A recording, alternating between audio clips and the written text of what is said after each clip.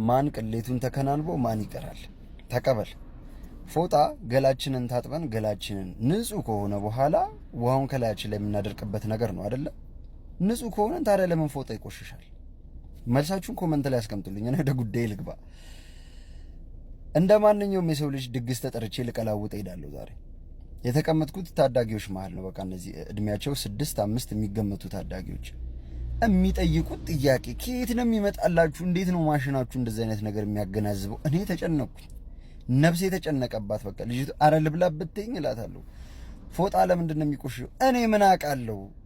እኔ ማጠብ ነው ሲቆሽሽ። በቃ ደግሞ እንደዛውኝ ጭንቅላቴ ላስጨንቅ። በዚህ ኑሮ የምጨነቀው ብዙ ጓደኛ አስተማሪ ነው፣ እሱን ጠይቁት ብዬ እኔ ወደ እሱ ላላክክ ስል እሱ ጭራሽ ፊቱን ወደ ግድግዳ ዞሮ ነው የሚበላው። ዲኮር እኮ ከጀርባ ነው ያለው።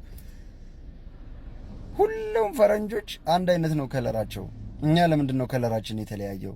ኢቭን በዚህ ሳይድ ያለው እጃችንና በዚህ ሳይድ ያለው እጃችን ከለሩ አንድ አይነት አይደለም። እኔ ምን አገባኝ? ልብላበት ልል ከሰከስ ነው የመጣሁት። ለምን ከልብ ሆኜ አልበላበትም? ምንድነው የምታበሏቸው ወላጆች ማለት አስተማሪዎች ምንድነው የምታስተምሯቸው? በእኛ ጊዜ እኔ ለነገሩ ደግ ነበር። የኛ ጊዜ ብረት አስተኔ ምናምን ብላችሁ ድንቁር አድርጋችሁ አስቀርታችሁናል። እንዲሁም ደንቆሮንን በተፈጥሮ ምንድነው የምታስተምሯቸው? እንዴ ከቀለቤ ሆኜ ልብላበት ተይኝ፣ ተጨነኩኝ። እኔ ልቀላውጥ መጥቼ አእምሮ በሽተኛ ሆኜ ልመለስ ብለምናት በሰራትና ያለች እየጎተተችኝ። አረ በእግዚአብሔር በቃ አንዳንዴ ፊታችን ታይቶ አላዋቂ እንደሆነን የምናስባልን ሰዎች አሉ። ለነገሩ ልጆች ናቸው፣ አታገናዝቡም። ይሄንን ትልቅ ሰው ቢሆን ይረዳኝ ነበር።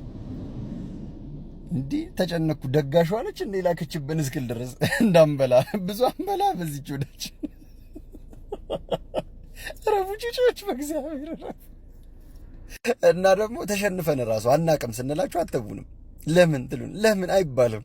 በቃ አናቅም። አፈጣጠራችን ነው። ምን እናርገው? እንደዚህ ብላችሁ ሽባ የሚያስሮጥ ጥያቄ አትጠይቁን።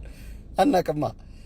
እኔ ለምን እንደዚህ ጭንቅላት ለውጥ እንደተከሰተ አላቅም። በእኛ ጄኔሬሽን እና በእናንተ ጄኔሬሽን መሀል እናንተ ለምን እንደዚህ እንደፈጠናችሁ፣ እኛ ለምን እንደዚህ ለግገን እንደቀረን አይገባኝም። ብቻ ይህን ጄኔሬሽን የምትለውጡት እናንተ ናችሁ። ይመቻችሁ። በእናንተ ነው ተስፋችን እንጂ እኛ ተስፋ የለንም እዚህ ሀገር። ይመቻችሁ። ጊዜ ያሳድጋችሁ።